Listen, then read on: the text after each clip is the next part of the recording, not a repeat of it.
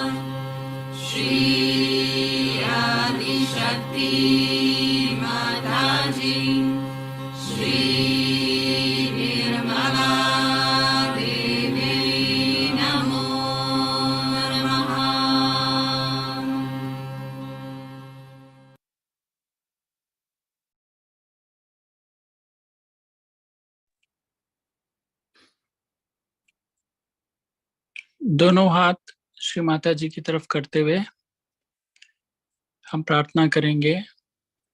श्री माता जी, कृपया हमें संतुलन प्रदान कीजिए। कृपया हमें शुद्ध चित्त प्रदान कीजिए। With both hands towards Shri Mataji. Shri Mataji, please give us balance and pure attention.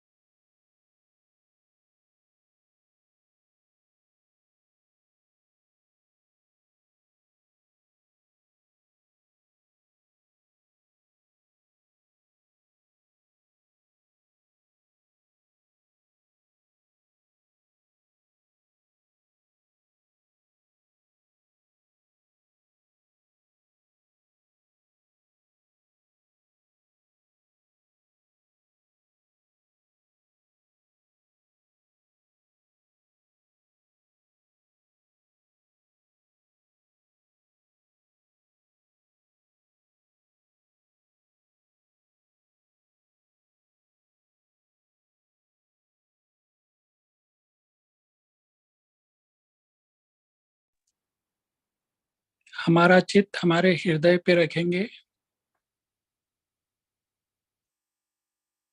और प्रार्थना करेंगे। श्री माता जी, हमारे हृदय को शुद्ध कर दीजिए और हमारे हृदय में सदैव विराजिए। We'll put our attention on our hearts.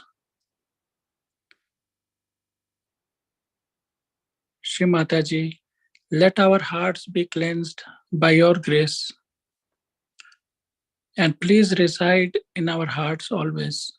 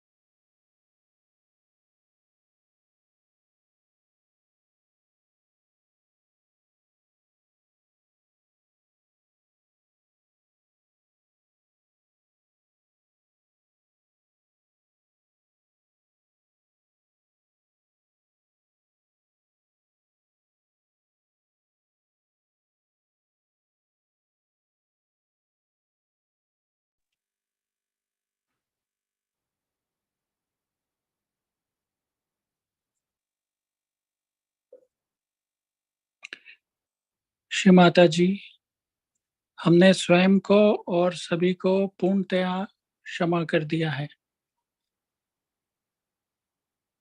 हमने सभी विचारों को भी क्षमा कर दिया है।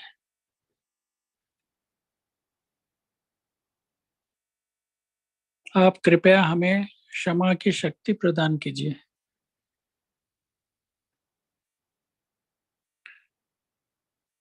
Shri Mataji, we have forgiven everyone, including ourselves. Please give us the power of forgiveness.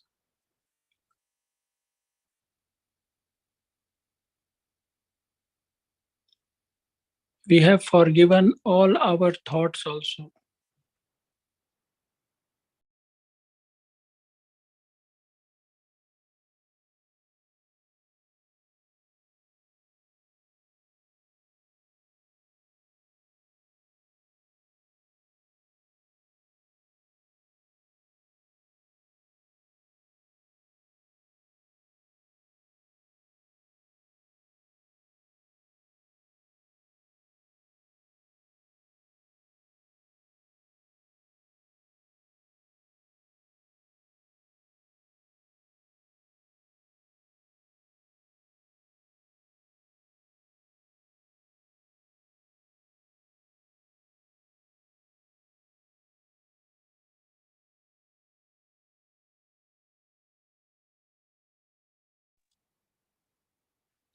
अपना चित्त सहस्रार पर रखते हुए हम प्रार्थना करेंगे। श्री माता जी, हमारे ब्रह्मरंध्र को खोल दीजिए और हमें पूर्ण निर्विचारिता प्रदान कीजिए। With our attention on Sestrar,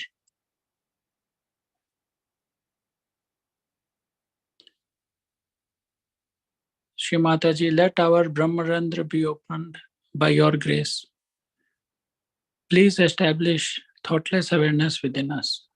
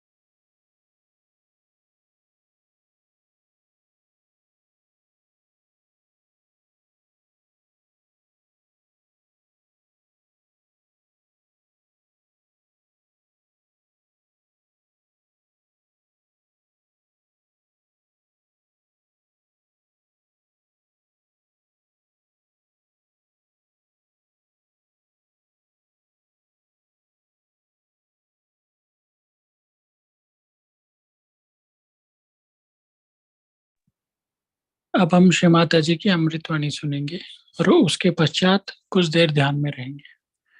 We'll listen to Sri Mataji's speech and thereafter we'll be in meditation for some time.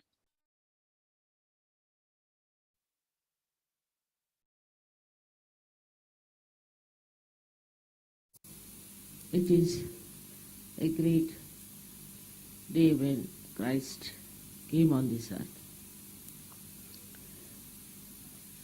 And you know about how he was specially created to come down as a human being to work out the salvation of the people.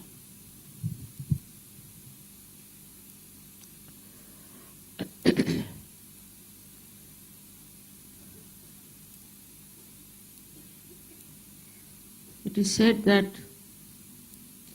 he came to India in Kashmir and he met there the king, Shalivahana.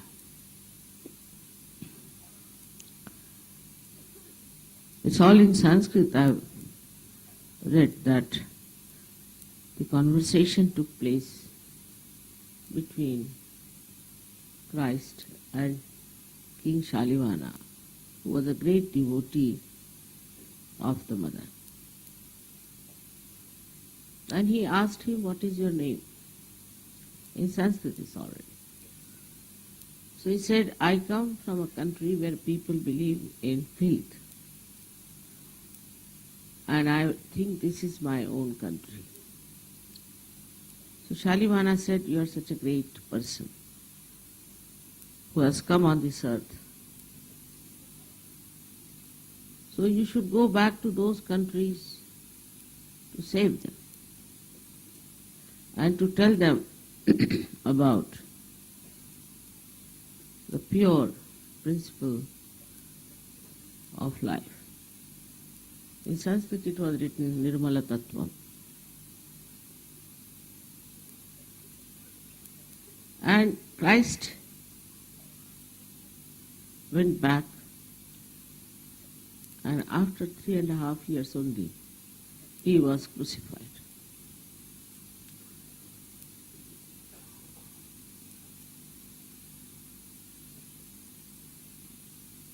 These were special days.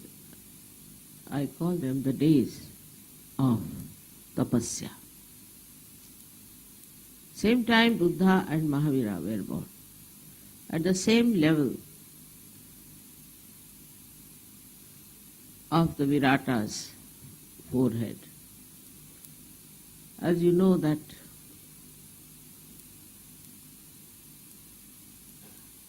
according to Vedas, there are 7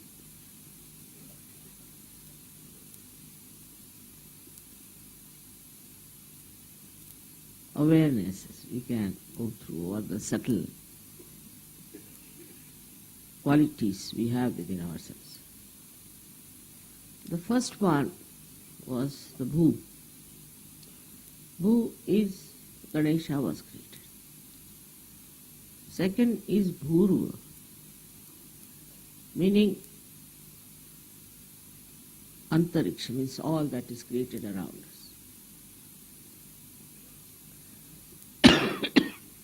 The third one is Swaha at Nabhijam. Swaha is the one where you consume everything. It's, in modern times you see, people go on consuming everything. All kinds of books they will read. They'll go to all kinds of things, and if you tell them, "Why do you do it? What's wrong? Why do you dress up like this? What's wrong?" This just consumption of everything goes on. But then at that time also there is another great thing within us, is called as Swadha, where we sustain the dharma within us, Swadha, dharma of it. See, those people who say there should be no blind faith and this and that. It's not blind, but it's an inner urge. Why we love our parents? Because there's a dharma with us. Why do we believe in our country? Because there's a dharma within us. All these dharmas are there. Why a wife loves her husband? Because there is dharma. Why the husband loves the wife? Because there is dharma. When this dharma is within you, we not call it religion because it can mean something else. This one is sustained, dharayati. Once it is sustained within ourselves, it becomes svadha. That's our capacity, that's our quality, we can call it a innate understanding. Some of them are even in the animals, like attachment to parents, attachment to their masters.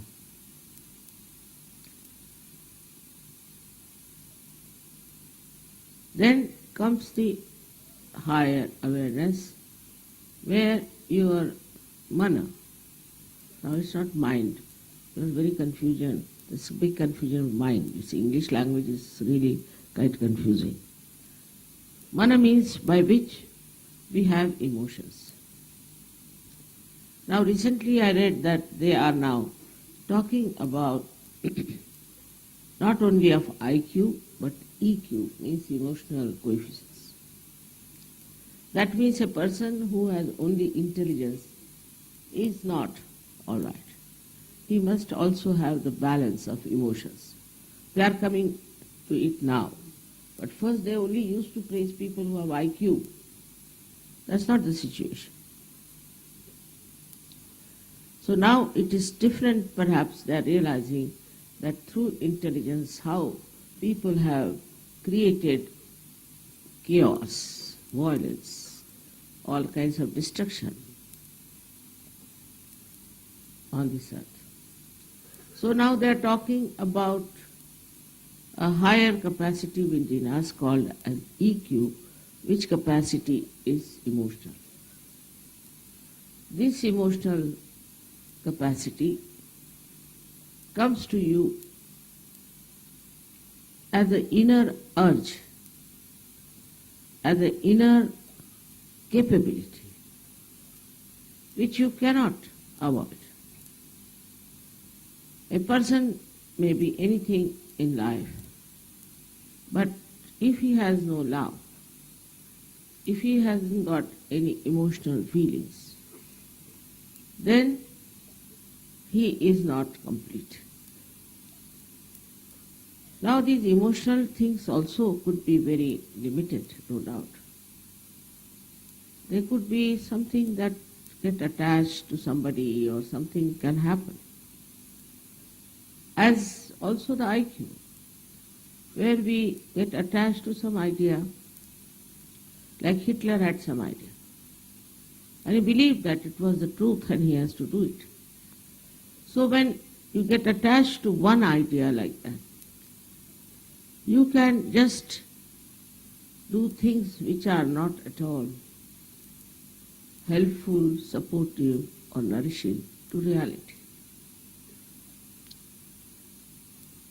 All these things have happened. Wars, destruction. Also, as you see nowadays, the people are trying to secretly destroy others.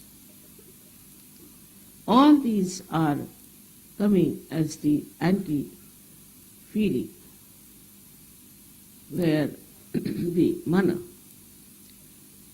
has developed a domination of the intelligence, where emotions are dominated by intelligence and rationality.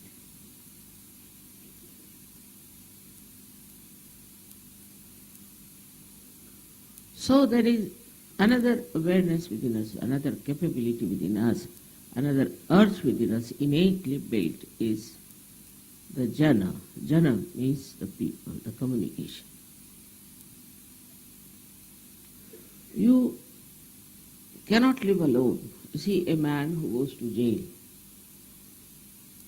He's quite happy, he's quite comfortable, he doesn't have to do any work. Everything is done for him. If he has a good class, he lives very well, much better than he would live outside. But the only thing is he cannot meet other people. He cannot communicate. And when this capacity of communication, which is within us, which is a part and parcel of human existence, is taken away, a person in the jail feels absolutely frustrated and unhappy.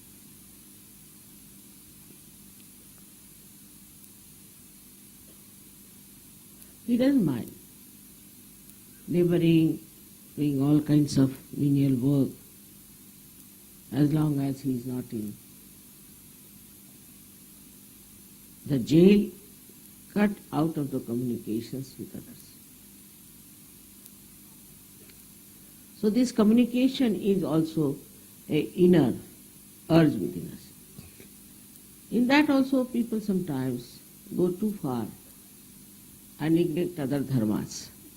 They are more bothered about communication than about other dharmas, which are very important. So there is no balance in a person.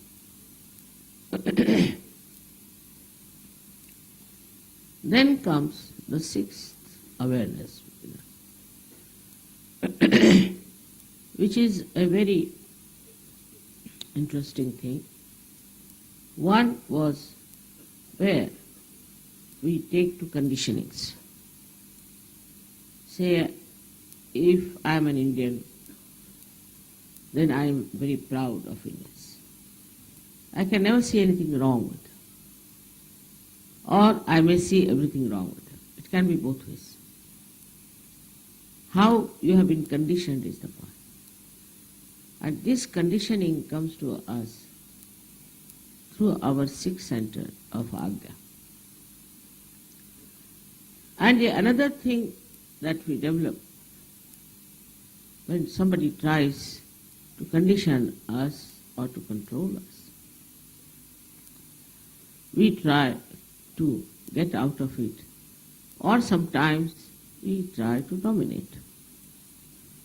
This dominating capacity is also within us, innately built. Both things are innately built within us, that we go on getting ourselves conditioned. For example, I would say that in very stupid, silly manner, people get conditioned. It is impossible to get them out of it. It always comes out of self-centeredness, that a person has no value for understanding. Like now somebody comes to your house, he's a vegetarian. All right, and stays with you. So I'm a vegetarian. You must get new utensils to cook the food, because I can't have food in the utensils where the meat is cooked. All right. Then you must get your servant in a proper manner, so send him to some place where you can get the well water. The servant must be absolutely drenched. This is typical Indian old style. And should go and draw the water from the well and bring it for drinking and cooking.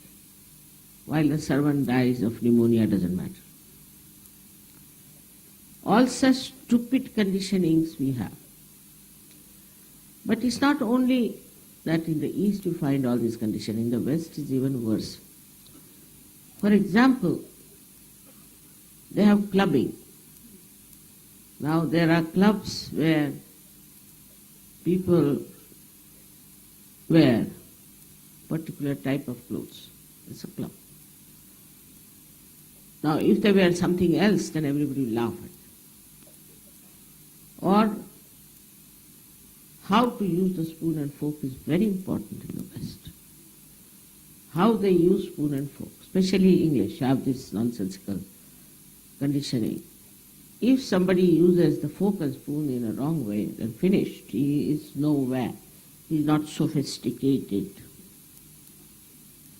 The ideas of sophistication and all that comes through conditioning of ages. Because maybe they were primitive to begin with. They had no clothes, proper clothes to wear. Might be they were covering themselves with some leaves or something. I mean, only hundreds of years back. So now they have jumped to the other side, very particular about their dress, very particular about fork and spoon. And they just can't bear something that is different. I don't like that, is very common there. I don't like. I don't like. Now, they came to India. We don't like. What we don't like? We don't like the way Indians dress up. All right? You dress up the way you like. Let Indians dress up like they like. Now, why do you think that your dress in England will suit here in India, which is such a hot, hot, hot country? But no, this is how we are. It's quite funny the way they have. And this conditioning goes on into such a deep manner that nobody sees the stupidity behind it. For example, if the Queen has invited you, you must wear a tailcoat. And now it's very expensive to have a tailcoat. Now, they have to go to a particular shop to borrow it. Sometimes they are loose and sometimes they are tight. I have seen people coming to these parties, Queen's parties. I could never recognize them because somebody looked like Charlie Chaplin, or somebody looked like Laurel, or somebody like Hardy. I could make out who are these people. Then I was told he's that such and such ambassador. Oh my God, I know him very well. What has happened to him? They cannot walk straight. Their gait changes because of the clothes which are so tight sometimes and sometimes so loose. But you have to wear. All these formal ideas come to us as a kind of a part and parcel of you because you accept all these conditionings. So the other side, it goes to that we abandon all this. We don't want all this. We are anti-culture. So I met one gentleman who was wearing a pant which had lots of holes in it. Imagine in the cold of London to wear a pant like that. So I said, why do you want to wear a pant which has holes? He said, this is a holy pant. Holy? My goodness, it will give you varicose veins. It's horrible. What's wrong? We are anti-culture people, so we are taking now to holy pants. I mean, such stupid people are not only who are uneducated, but very well educated people, highly placed people are so conditioned. And this conditioning has caused so much damage to human beings. For example, to accept Freud had become just a complete religion in the West. Freud became Christ at that level, though he was a Jew. And he dominated the Western culture so much that I just couldn't understand the impact of this stupid man who would have been thrown in the sea if he had come to India. But the conditioning part is everything is written is law. And they accepted this man so much that the culture of the West became absolutely self-destructive throughout. No respect, no morality. Nothing was lofty. All value system shattered. Because they accepted this kind of nonsense because it was written. Even today, I hear, in such and such book such is written, in that book such and such thing is written. This is terrible condition. For example, it's written in the Bible that Jews crucified Christ. Nonsense. Just use your brains. How can Jews crucify Christ? They were in the multitude. In any country, have you heard that a person can be crucified with the general opinion of the people? It's the government, the Roman government did that. But to put the blame on the Jews was a very good idea of a very cunning man called Mr. Paul. And people accepted that because it suited them to hate the Jews. Then the Jews started creating people like Freud. So all such conditionings also have reactions. And these conditionings then build up. And once they build up, their reactions also build up. And you have a country full of all kinds of chaos, fear, violence, and destruction.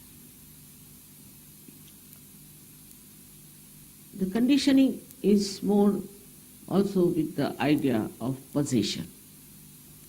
This is my land, this position is mine, that is this, that. Like this it goes up to a point where people who believed in the formless God also fight for the land. Why should they? They believe in the formless God, so why should they fight for the land? But they'll go on fighting for the land. And this fighting for the land can go to any extent of very cruel things that whole country can work out. Conditionings are of every kind, if you see, are blinding your eyes. For example, they believe in Quran. Simple thing is, Quran was never written by Muhammad Sahib. He never knew how to read and write. So, it's a fact. For 40 years it was not written. There was a fellow called Mumbai or something like that who killed Hazrat Ali, his sons. Was the second Khalifa. The first one died very early. Then he killed the third one also. Then he killed the fourth one, just to become himself the Khalifa.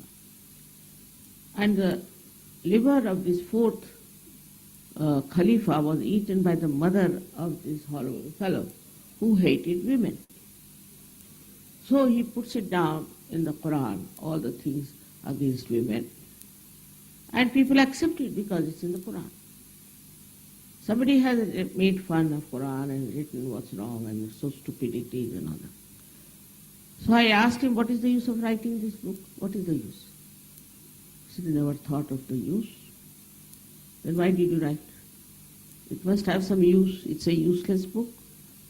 I said, it's only useful that by reading this, all the people who are Muslims who are not Muslims will laugh at Islam.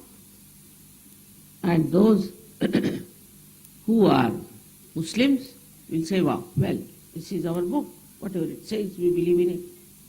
We are conditioned like that. So you don't solve the problem. So he said, then what should I do? I said, you write another book. Saying this all stupidity, I've written of Quran because I know it was not written by Muhammad Sahib. Don't write anything Muhammad Sahib against him. He is the one who is the incarnation of Dattatreya. It's a fact. So you write that he never wrote it, so all these people have done all these things. This conditioning can be removed if you know what sort of life Christ led.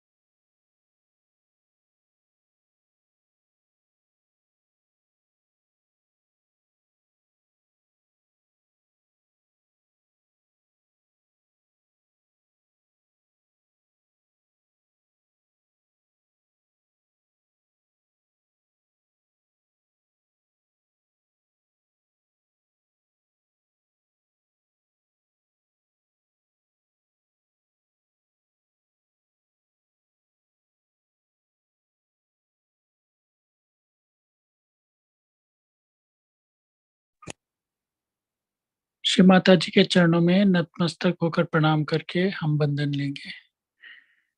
We all will bow down at Shri Mataji's lotus feet and then take bandhan. There will be one small announcement after this.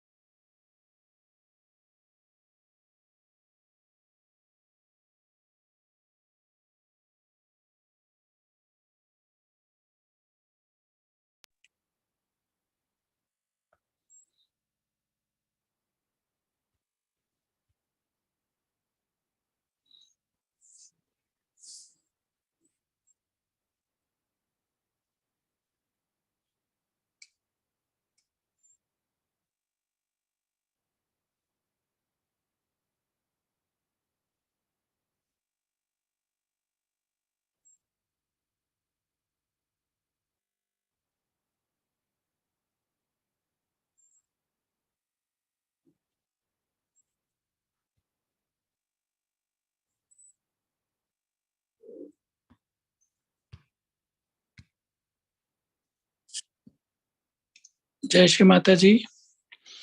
आप सभी को पता होगा कि दिसंबर 23 से दिसंबर 26 तक निर्मल नगरी गणपतिपुले में इंटरनेशनल सहयोगा सेमिनार और क्रिसमस पूजा का आयोजन किया जा रहा है. पूजा 25 दिसंबर 2022 को होगी और 26 दिसंबर 2022 को सहज मैरिजेस होंगे. इस बार सभी को रजिस्ट्रेशन करके पेमेंट करना है ऑनलाइन. सहयोगा mumbai.it वेबसाइट के ऊपर जाकर वहां पर सर्कुलर दिया हुआ है और लिंक दिया हुआ है, उसी पर जाकर पेमेंट करें और आपको कूपन नंबर्स मिल जाएंगे जो आप ट्रस्ट ऑफिस से या निर्मल नगरी साइट से ले सकते हैं. कृपया जहां तक हो सके कैश पेमेंट ना करें क्योंकि कैश पेमेंट की चार्जेस थोड़ी ज्यादा है. और दिसंबर 14 के पहले पहले आप सभी रजिस्टर करवा लें और पेमेंट कर दें क्योंकि उसके बाद चार्जेस थोड़े से ज्यादा होंगे.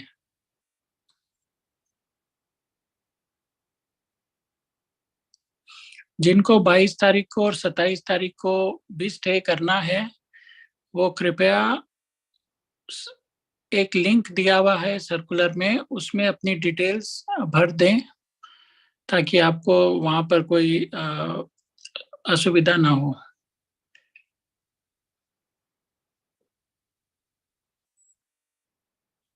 और पूरी जानकारी के लिए आप गणपतिपुले सेमिनार का सर्कुलर जरूर पढ़ लें.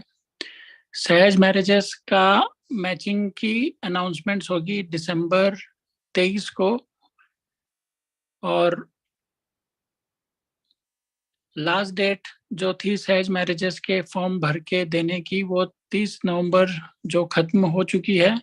तो कृपया अभी आप फर्दर सहज मैरिजेस के फॉर्म ना भेजें. और कोई भी क्वेरी है तो सर्कुलर में ईमेल नंबर और फोन नंबर्स दिए हुए हैं तो कृपया आप उसके ऊपर संपर्क करें. जय श्री माता जी.